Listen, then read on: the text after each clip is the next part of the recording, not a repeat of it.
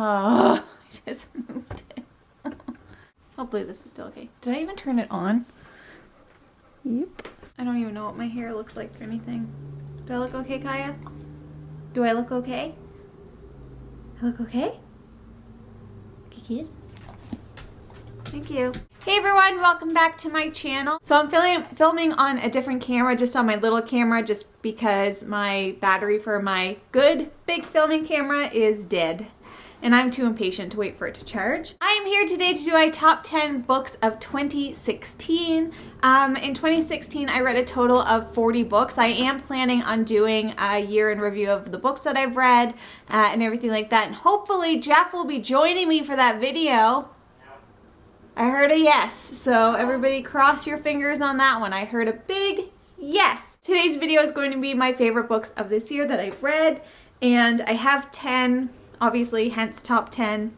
I'm going to stop talking and I'm just going to get into it. I have a few physical copies here and the other ones were on audiobook that I listened to, so I don't have physical copies. There is another one that I do have a physical copy for, but it's in my car and it's really cold outside, so I'm not about to walk 10 feet outside just to get this book. Oh, there's another one downstairs I forgot about. Dang it. Kaya, stop. Camera time. Okay. Okay, I got it. All is good. All is well. All is good. Okay, so without further ado, let's just jump right into it. The books that I actually have here. So the first book that I have to show you is a book that I read like the very beginning of 2016. And I think it might have even been like the first book I read in 2016. I can't really remember. But that is A Monster Calls by Patrick Ness.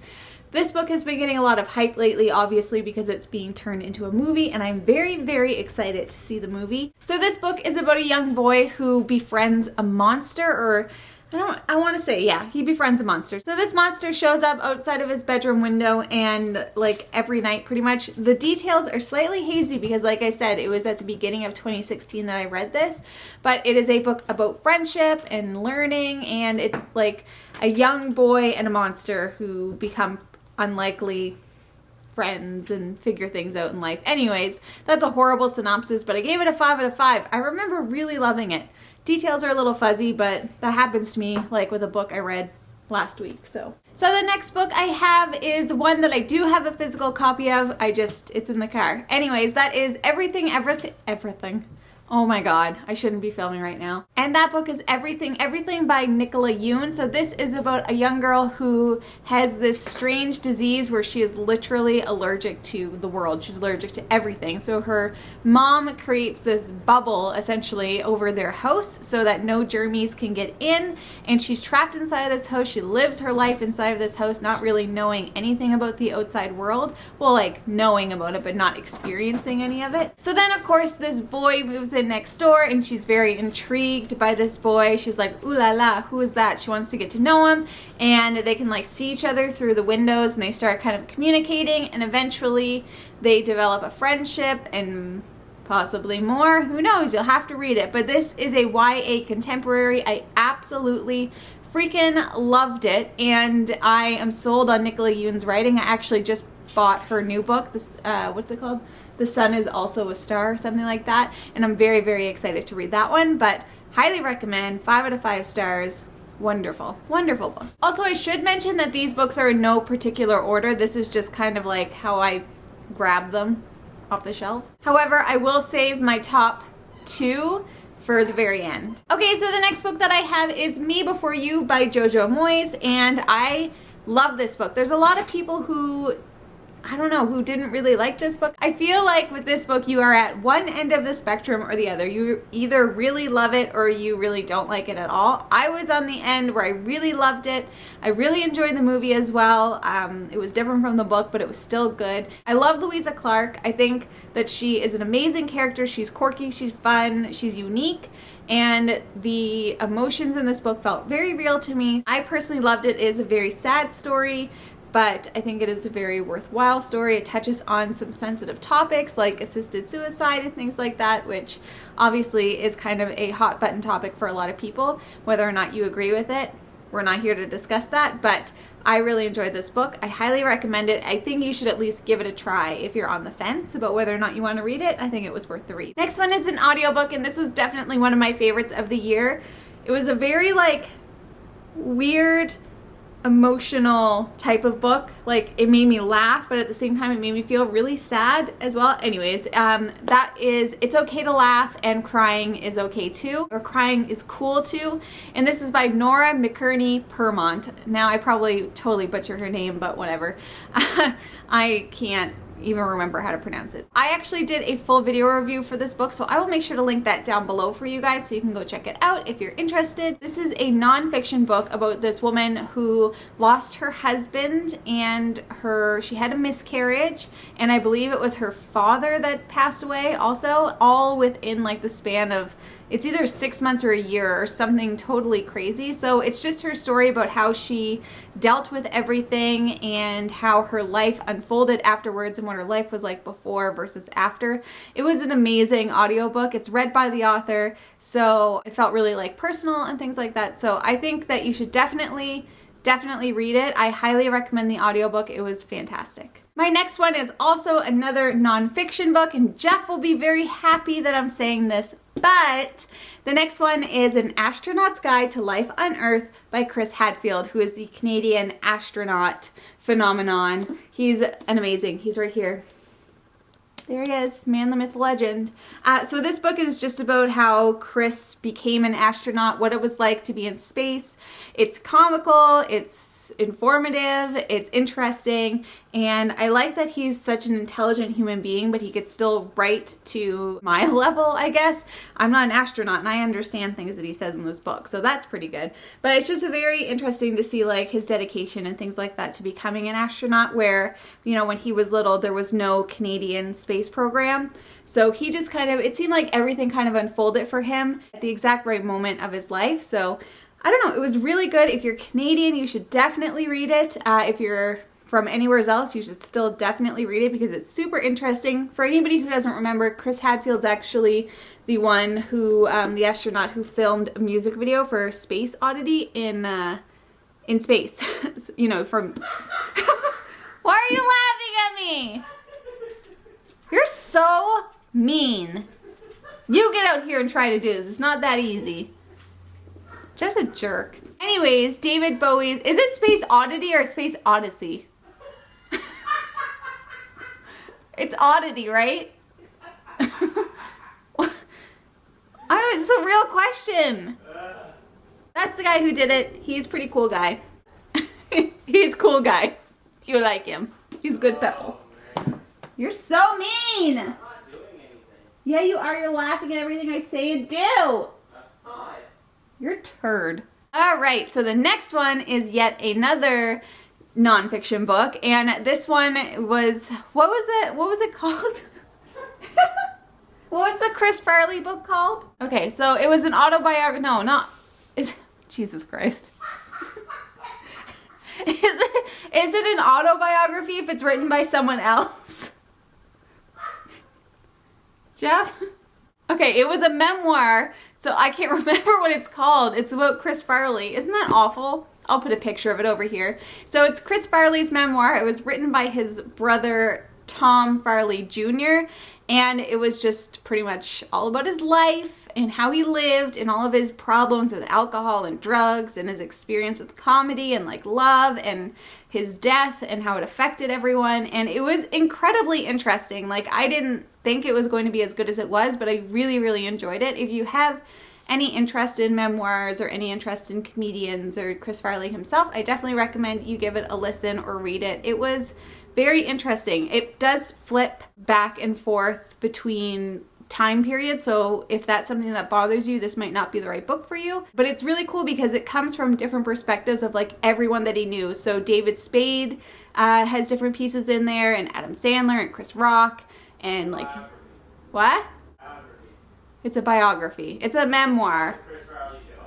The Chris Farley Show, that's what it's called. I think it's definitely worth a listen. Jeff, did you like it? Yeah. Jeff said yeah, because we listened to it together.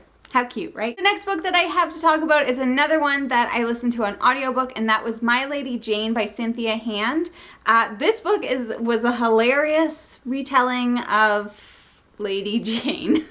I don't know how else to say it, but basically it's like historical fiction, but it's kind of a satire of lords and ladies, and there was like people turning into animals and things like that. It was hilarious. It was laugh out loud funny. The audiobook was incredible. The narrator for the audiobook did the voices, and I just felt like I was watching a movie while listening to this book. It was hilarious. So I definitely recommend it. I know it's probably still super funny if you read the actual book as well, but the audiobook it's one of my all-time favorite audiobooks now because it was just perfect narration. Next one I have is another audiobook. I listened to a lot of audiobooks this year, I'm not gonna lie. That was kind of the reason why I actually hit 40 books, because I listened to a lot of audiobooks. So my next one is This Savage Song by Victoria Schwab. This book is kind of like a paranormal, I don't know, it's hard to explain. It's like, I don't know, it's hard to explain. So basically it's about this world where people are either human or they are monsters. So the monsters are obviously bad, humans are obviously good, or some humans are good. And it's about a friendship between a human and a monster who have the same goal, and they become unlikely friends. This is a very interesting book because there is absolutely no love in this book. It's just about friendship. It's going to be a duology, so the next book is coming out next year. What's it called?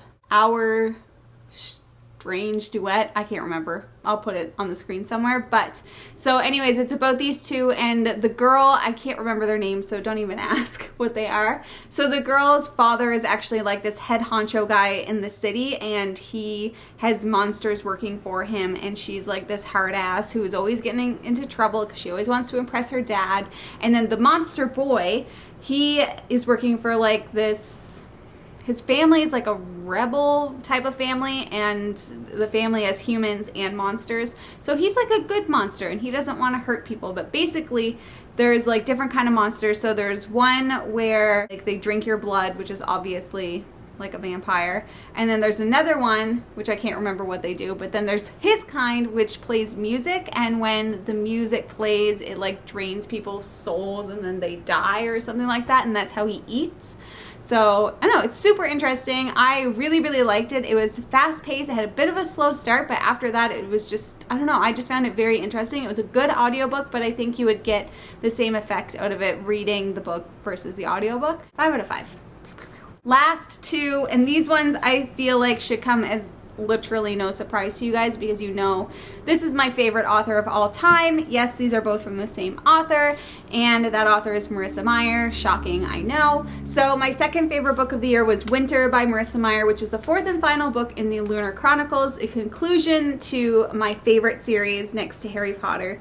I literally, like, it goes Harry Potter, Lunar Chronicles, and then the Hunger Games underneath, which I never thought would happen because I do love the Hunger Games. But this series has definitely beat it out for me. It's fairy tale retellings of all these different fairy tales. Duh. So the first one was Cinderella, second one Scarlet Little Riding Hood, the third one is Cress, which is Rapunzel, and the fourth one is Winter, which is Snow White. And these all the stories intertwine in this last book, and it was a perfect conclusion. It was surprisingly a very long book. Like, this book doesn't look like it's that big, but how many pages were there? There's over 800 pages in this book, and I never wanted it to end, but I'm very happy that I finally finished it, so that comes in a second. And of course, my favorite book of the year was Heartless by Marissa Meyer, which I was sent for review. This is the best review book that I've ever received, and I feel very lucky that I was sent it to review because it was amazing. So this book is a fairy tale retelling once again. Marissa Meyer's sweet spot is fairy tale retellings. I hope she does a million more of them. But this one follows the Queen of Hearts before she becomes the Queen of Hearts. So the girl's name is Catherine, and Catherine is just your typical girl. She is the daughter of it's not a countess. What do they call them? Not a duke, not a duchess, not a countess. A not a marionette. That doesn't make any sense either. Urchiness? Anyway, she's the daughter of some, like, let's just say a lord and lady. Basically, she's being courted by the king, and she doesn't want to be courted by the king because all she wants in this world is to open up her own bakery, yada, yada, yada. There is a ton of really interesting things that happen in this book. There are monsters, there are some of our favorite classic characters from Wonderland, like the Cheshire Cat, the Mad Hatter, and the White Rabbit, and the King, and so many characters that we remember from Alice in Wonderland show up in this book, and it is just an incredible retelling. It's a standalone novel. I highly recommend you read this. Obviously, it was my favorite book of the year. I love anything Marissa Meyer touches is just gold, and I just had my bookmark fall out of it. Oh, self-promotion. How convenient. I do have 2 Heartless themed bookmarks up in my shop, Otter Nonsense Designs on Etsy, which I of course have the link for my shop down below. This is one of my Heartless designs. It says, "It's a dangerous thing to unbelieve something only because it frightens you." There are so many good quotes in this book. I am just pumped up on life about anything that Marissa Meyer puts out. I will buy it. I don't care what it is. If it's like a recipe for toast that she writes, I'm into that, so I'll buy that. Well, if she writes it, I'm reading it. So get over it. Anyways, you guys, those are my top 10 books of 2016. Let me know down below what some of your favorites were of 2016. I would love to know. I really didn't read as much as I typically do in a year, so I feel like I read mostly books that I really love. So this was actually quite difficult list for me to combine because there were a lot of other books that I really enjoyed, a few that I didn't enjoy so much, like How to Hang a Witch. That book was terrible. Yuck, that was probably my least favorite book of the year. Yeah, I think it might have been. Anyways, you guys, I will be back soon with my yearly wrap-up video featuring Jeff. Yep. Okay, so thank you guys so much for watching. If you like what you see, please subscribe, and I hope to see you again soon. Bye!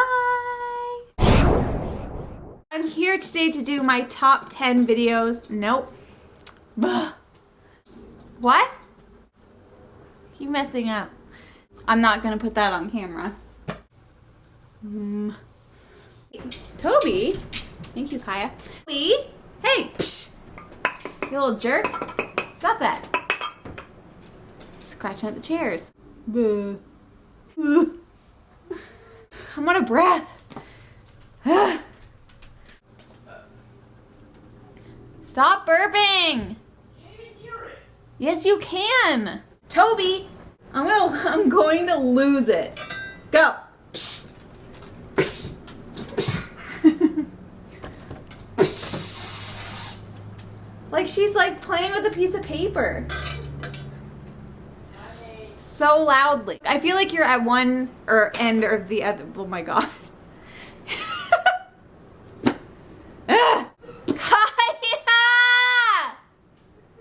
Jeff! Why are you letting her do that? Kaya, let go. Oh my god. This is awful. This is not a good day to film. I should have known better. I need to make sure this is still recording. Is this thing on?